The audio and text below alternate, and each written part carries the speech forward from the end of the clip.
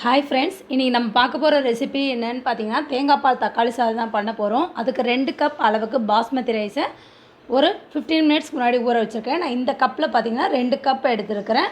Next 2 பெரிய size வெங்காயம், 2 பிரிஞ்சி இலை, 3 பெரிய சைஸ் தக்காளி, கொஞ்சமாக புதினா, கொத்தமல்லி, ஒரு சின்ன துண்டு இஞ்சி, ஒரு 8 பல் பூண்டு, ஒரு பெரிய சைஸ் பச்சை மிளகாய் எடுத்திருக்கேன். ஒரு துண்டு பட்டை, 3 கிராம்பு, ஒரு ஏலக்காய், மஞ்சள் தூள், 1 டேபிள் ஸ்பூன் அளவுக்கு மிளகாத்தூள், 1 ஸ்பூன் சோம்பு, 1/2 ஸ்பூன் கரம் மசாலா, தேவையான அளவுக்கு எண்ணெய் எடுத்து வச்சுருக்கேன். இப்போ இதை எப்படி செய்யலான்றதை பார்த்துருவோம். இப்போ நான் ஒரு மிக்சர் ஜார் எடுத்துடுறேன். இதில் இஞ்சி, பூண்டு, இந்த பச்சை மிளகாய், நெக்ஸ்ட்டு இது கூட இந்த பட்டை, கிராம்பு, ஒரு ஏலக்காய் இதையும் ஆட் பண்ணிவிட்டு இது கூட இந்த 1 ஸ்பூன் சோம்பு, நெக்ஸ்ட்டு பார்த்திங்கன்னா இந்த தக்காளியை இதோடு ஆட் பண்ணிடலாம். இதை நல்லா நைஸ் பேஸ்ட்டாக அரைச்சி எடுத்துடணும். இது பார்த்திங்கன்னா இது ரெடி ஆகிடுச்சு.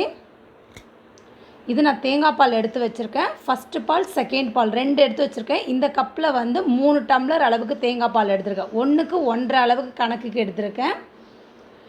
இப்போ நான் அடுப்பில் குக்கர் ஹீட் பண்ணியிருக்கேன். இதில் எண்ணெய் ஆட் பண்ணிடலாம்.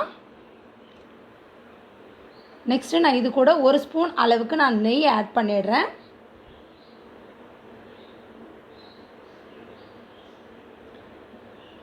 இப்போ இது கூட பிரிஞ்சி இலை, இப்போ பிரிஞ்சி இலை பொரிய ஆரம்பித்தோன்னே நான் இது கூட வெங்காயத்தையும் நான் ஆட் பண்ணிடுறேன்.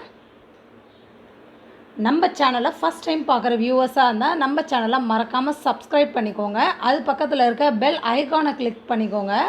அப்போ தான் நான் தினம் போடுற வீடியோஸ்லாம் உங்களுக்கு நோட்டிஃபிகேஷனோடு வரும். வெங்காயம் நல்லா செவந்து வரணும். இப்போ நம்ம இந்த அரைச்சி வச்சுருக்க இந்த தக்காளி பேஸ்ட் இதோடு ஆட் பண்ணிடலாம். பச்சை வாசனை போகிற வரைக்கும் நல்லா மிக்ஸ் பண்ணி விட்டுட்டே இருக்கணும். பார்த்திங்கன்னா அந்த தக்காளி சாறு நல்லா சுண்டி வரணும், அந்த மசாலாவோடு நல்லா சுண்டி வரணும். அது வரைக்கும் மிக்ஸ் பண்ணி விட்டுட்டே இருக்கலாம். நான் இது கூட மஞ்சள் தூள், நெக்ஸ்ட்டு மிளகாத்தூள் ஆட் பண்ணிக்கிறேன். உங்கள் காரத்துக்கு ஏற்ப நீங்கள் ஆட் பண்ணிக்கலாம்.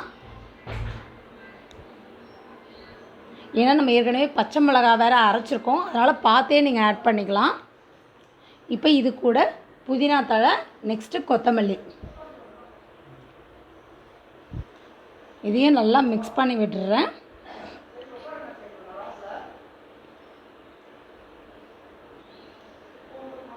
உங்கள் ஃப்ரெண்ட்ஸ், ரிலேட்டிவ்ஸ் யாருக்கா சமையல் தெரியாத பிகினர்ஸ் இருந்தாங்கன்னா இந்த வீடியோவை அவங்களுக்கு ஷேர் பண்ணுங்கள். இந்த வீடியோ உங்களுக்கு ரொம்ப யூஸ்ஃபுல்லாக இருக்கும்.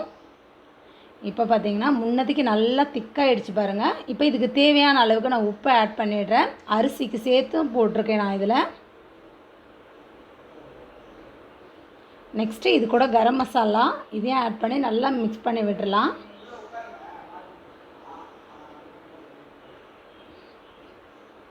இப்போ நான் இது கூட தேங்காய் பால் ஆட் பண்ணிடுறேன்.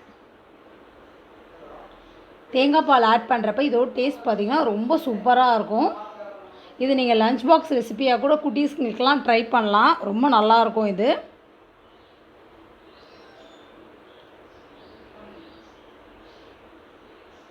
இப்போ நல்லா நான் மிக்ஸ் பண்ணி விட்டுட்டு ஒரு கொதி நல்லா வரட்டும், அதுக்கப்புறம் பார்க்கலாம்.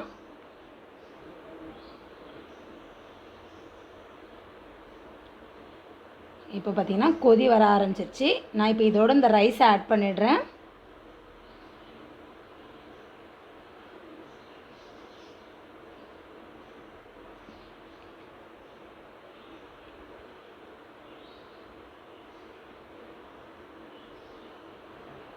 ரொம்ப சிம்பிளான ரெசிபி.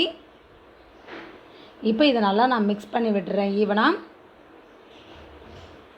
இப்போ இதை க்ளோஸ் பண்ணி வச்சிடுறேன். க்ளோஸ் பண்ணிவிட்டு அந்த இடத்துல நல்லா ப்ரெஷர் வர விட்டு விசில் போடலாம். இப்போ ப்ரெஷர் வர ஆரம்பிச்சிடுச்சு. இந்த டைமில் நான் விசில் ஆட் பண்ணிடுறேன். 2 விசில் விட்டு 5 மினிட்ஸ் லோ ஃப்ளேமில் வச்சு இறக்கி பார்க்கலாம். இப்போ பார்த்திங்கன்னா ரெடி ஆகிடுச்சு. நல்லா உதிரி உதிரியாக தக்காளி சாதம். மசாலாலாம் நம்ம அரைச்சி போடுறதுனால அதோட டேஸ்ட் பார்த்திங்கன்னா ரொம்ப சூப்பராக இருக்கும். இது ஒரு பிளேட்டில் சர்வ் பண்ணி காமிக்கிறேன் பாருங்கள். இது வெங்காய பச்சடியோடு சர்வ் பண்ணுறப்ப ரொம்ப அட்டகாசமாக இருக்கும். ட்ரை பண்ணி பாருங்கள்.